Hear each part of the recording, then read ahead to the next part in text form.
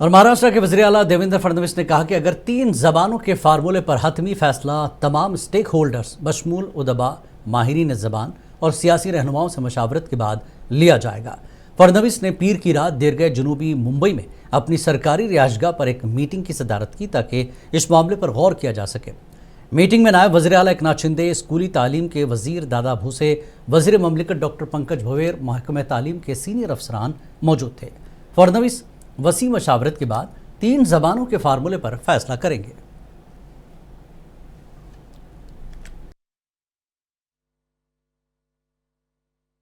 महाराष्ट्र शासन के शिक्षा विभाग ने ये निर्णय लिया था कि आने वाले समय में जो क्रेडिट पॉइंट सिस्टम चालू होने वाली है उसमें महाराष्ट्र का बच्चा कहीं पीछे न रहा है, महाराष्ट्र का स्टूडेंट कहीं पीछे न रहा है, इसलिए ये तय किया गया था।